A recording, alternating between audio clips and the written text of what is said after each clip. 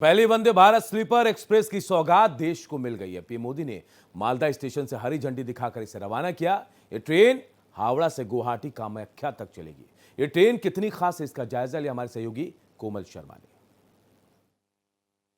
एक लंबी और सुखद यात्रा का इंतजार रेल यात्रियों को था कि वंदे भारत एक्सप्रेस देश भर की पटरियों पर दौड़ रही है, हर राज्य में अब लगभग है, लेकिन लंबी यात्रा के यात्रियों को इसका इंतजार था। वंदे भारत स्लीपर एक्सप्रेस का इंतजार था। गुवाहाटी कामाख्या तक ये वंदे भारत स्लीपर चलेगी। यात्रियों के लिए एक शानदार ट्रेन, देख सकते हैं कि किस तरह से यहाँ पर AC1, AC2, AC3 की श्रेणी है और किस तरीके से शानदार तरीके से इसे बनाया गया। अगर इसकी बनावट को देखते हैं, कुशनिंग बर्थ की यहाँ पर किस तरीके से दी गई है और किस तरीके से हाई टेक्निक है, एकदम हाई टेक्नोलॉजी के थ्रू यहाँ इसको कीटनाशक रहित रखा जाएगा।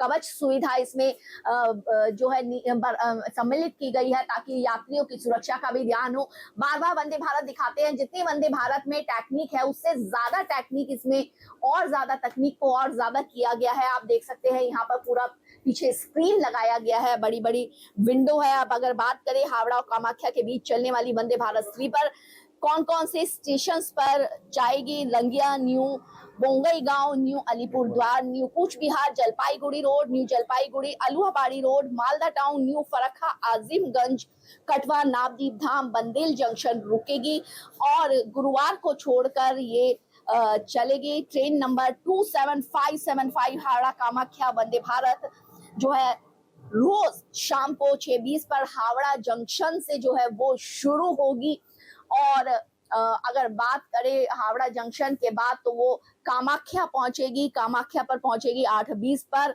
और इस तरीके से देखिए किस तरीके से लाइटिंग की कितनी सुविधा है। अगर ऊपर से हम देखेंगे इसको तो ऊपर भी शानदार तरीके से और जो मध्यम वर्ग को ध्यान में रख करके इसका किराया जो बनाया गया है वो किराया ऐसे बनाया गया कि मध्यम वर्ग इसमें जो है हर श्रेणी में अपना सुविधा अनुसार 2300, 3000, 3600 इसके बीच ही किराया रखा गया है।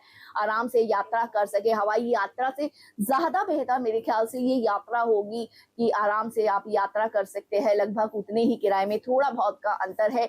अगर ये आसाम से चलेगी तो आसाम का जायका आपको खाने को मिलेगा, बंगाल में होगी तो बंगाल का खाना आपको जायका मिलेगा। यानी कि संस्कृति के साथ और तकनीक, हाई तकनीक जो है वो इसमें दिखाई देगी। इसका अनुभव होगा यात्रियों को। अब अगर बात करते हैं, ये देखिए इस तरीके से मैं अपने वीडियो जर्नलिस्ट जो है उनको कहूंगी कि किस तरीके से यहाँ पर आए, AC पूरा वातानुकूलित और किस तरीके से स्क्रीन यहाँ पर दिखाया गया है। खास बात यह है इसकी कि नो VIP नियम है। ट्रेन में RAC या वेटिंग लिस्ट का कोई किसी तरह का जो है वो प्रावधान नहीं है। केवल उन्हीं यात्रियों को प्रवेश मिलेगा जिनके पास कंफर्म टिकट होगा, यानी कि no confusion, no VIP culture इसमें होगा। तो ये बहुत अच्छी बात है, एक अच्छा सिस्टम जो है ये रहेगा। अगर मैं कहूँगी कैंटीन की तरफ, इसका कैंटीन हम क्योंकि बार बार दिखाते हैं, इसकी टॉयलेट की अगर हम बात करते हैं वो भी हाईटेक से है और 970 किलोमीटर की दूरी ये तय करेगी। किस तरीके से पूरी भारत के व्यस्तम रूट पर चलेगी। पश्चिम बंगाल के 7 जिलों और आसाम के 2 जिलों से गुजरेगी।